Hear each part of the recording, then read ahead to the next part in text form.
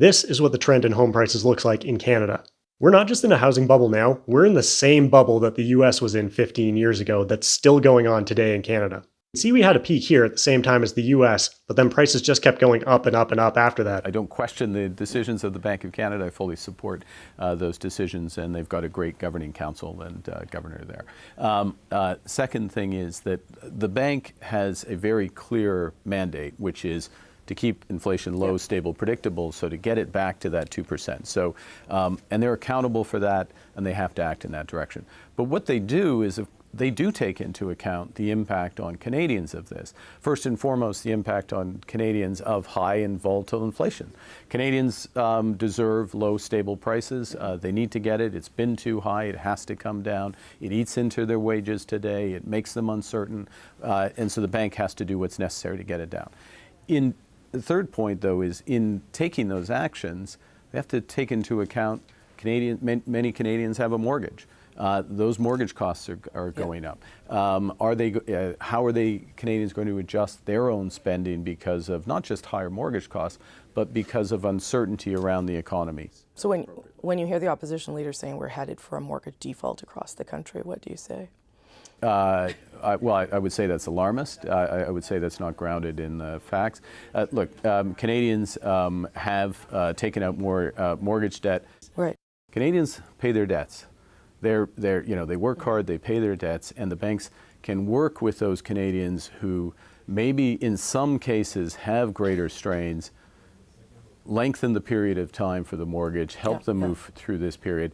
And where we want to get to, and I think where we're headed, is Canadians deserve to see their wages growing faster than inflation. So they're making gains. And that's why the bank, and we're just starting to get to that point as a whole, where wages are growing in just under 5%, inflation's coming down into the 4s. The bank wants to make sure that inflation goes all the way back to 2, so Canadians start to make those gains, and that helps with the overall situation.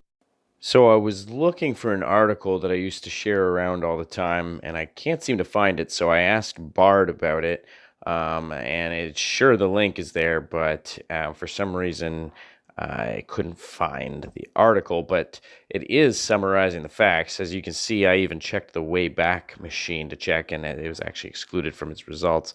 But it is the facts here. I mean, Bard was able to tell me the details of it. So here goes. The Bank of Canada has kept interest rates low since 2009 to stimulate the economy. Low interest rates have made it cheaper for businesses and consumers to borrow money. This has led to an increase in debt levels.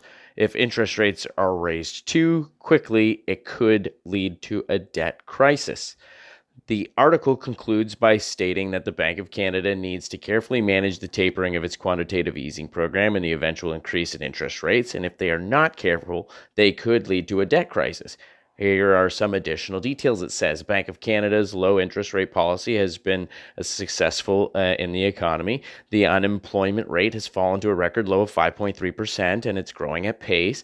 However, the low interest rates have also led to an increase in debt levels. The national debt has increased from $500 billion, which was actually $1 trillion in 2009 to 1.5 trillion today, which is actually, so that was in 2013 when this article was published, which is actually 2.2 trillion now. So it's doubled in 10 years. If interest rates are raised too quickly, it could lead to a debt crisis because businesses and consumers have to pay more interest on the debt they already have. He likes to talk about housing, rightly so. Canadians are rightly angry about what's happening in the housing market. He likes to pretend that that's a product of the last 8 years.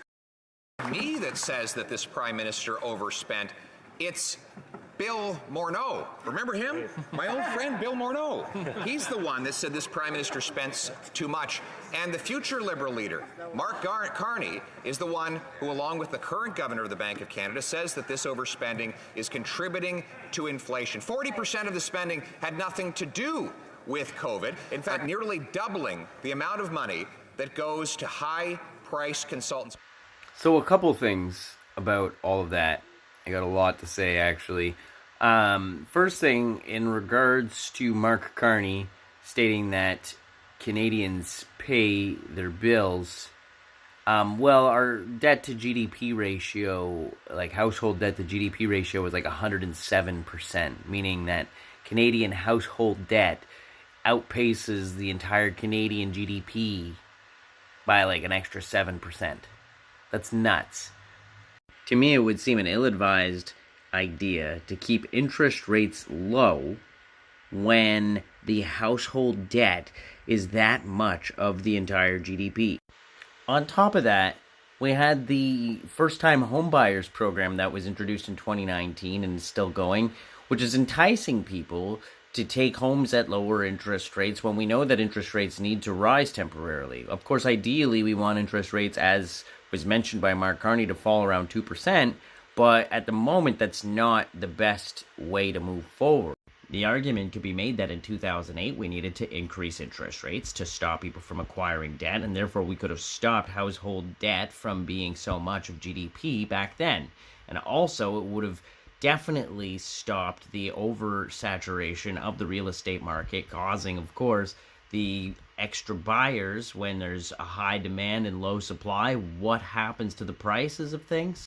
All of that combined with the government spending and government spending and government spending, it's just caused everything to be a problem. We're not building enough, we're spending too much in government, the interest rates are too high.